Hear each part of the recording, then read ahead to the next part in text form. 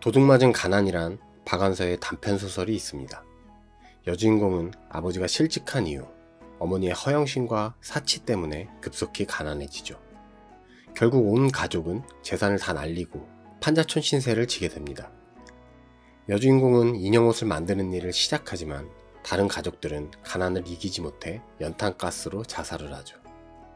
홀로 남은 여주인공은 도금 공장에서 일을 시작합니다. 그러던 어느 날 그녀는 공장에서 한 청년을 알게 됩니다. 그리고 하룻밤에 연탄 반장을 아낄 수 있다는 이유로 그와의 동거를 시작하죠. 그런데 알고 보니 이 남자는 아버지의 명령으로 가난을 체험하러 온 부잣집 대학생이었습니다. 여주인공을 사랑해서가 아니라 가난을 배우기 위해 거짓 사랑을 속삭였던 겁니다. 이 사실을 알게 된 여주인공은 이제는 부자들이 가난마저도 훔쳐간다 라고 울부짖으며 소설은 끝을 맺습니다. 황당하지만 부잣집 대학생의 아버지는 자기 아들이 가난한 삶을 살아보길 원했습니다. 부자가 되기 위해서는 부자들의 방식을 배우는 것이 아니라 가난한 자의 삶을 파악해 반면교사 삼기를 원했던 겁니다. 천억대 자산가 세이노의 명저, 세이노의 가르침에서는 실제로 많은 부자들이 노후까지 부를 누리며 살기 위해 가난한 사람들의 공통된 특성을 파악하고 이것을 피하는 법을 자녀들에게 가르친다고 주장합니다. 오늘 시간의 문헌에서는 부자들이 파악한 가난한 사람들의 특징을 살펴보고 어떻게 하면 우리가 노후까지 풍요롭게 살 수 있는지 살펴보겠습니다. 안녕하세요. 시간의 문헌입니다.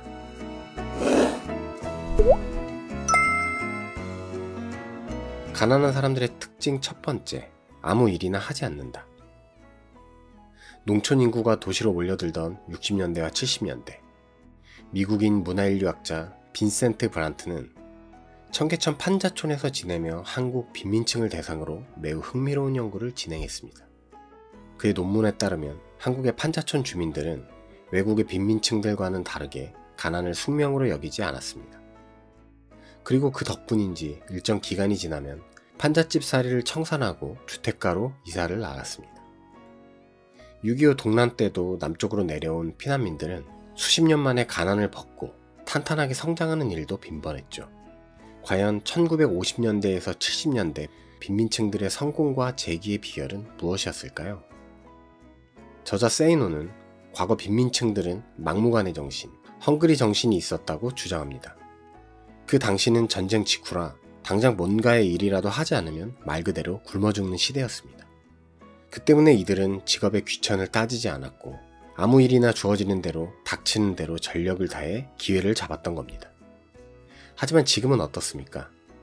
저자 세이노에 따르면 지금의 가난한 사람들은 옛날처럼 일을 안 해도 굶어 죽지를 않아서인지 아니면 그냥 배가 불러서인지 더 이상 몸이 불편한 일을 찾지 않는다고 말합니다.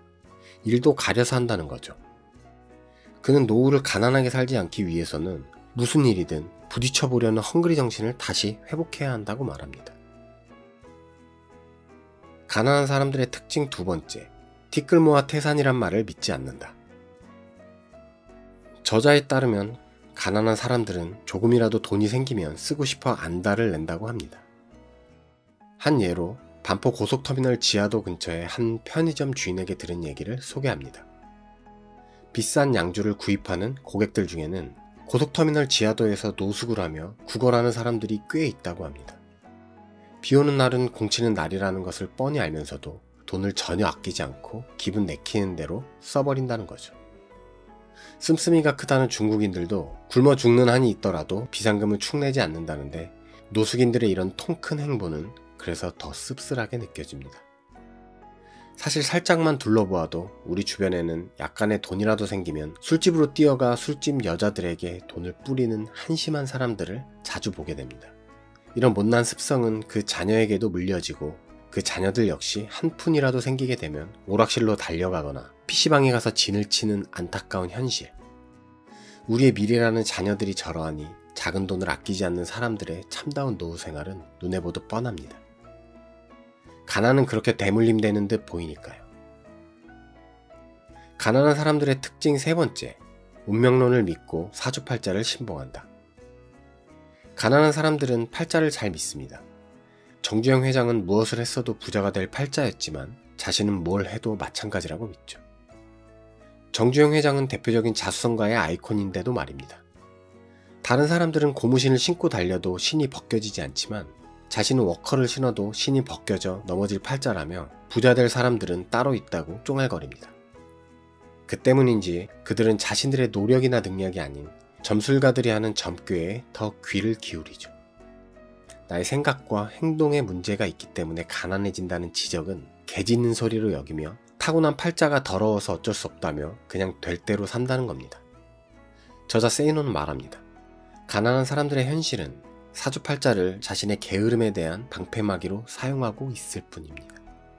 저자는 당신이 노후에도 풍족하게 살 수 있는지 없는지를 판가름하는 아주 간단한 방법이 있다고 얘기합니다.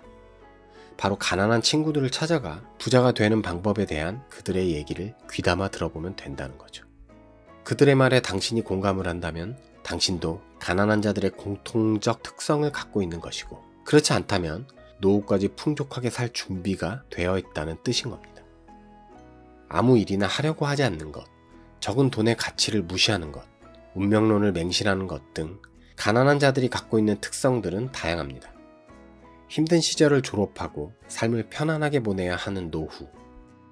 여러분의 노후가 풍요롭게 살길 원한다면 지금부터라도 가난의 길이 아닌 가난의 길과 정반대의 삶을 살길 기원합니다.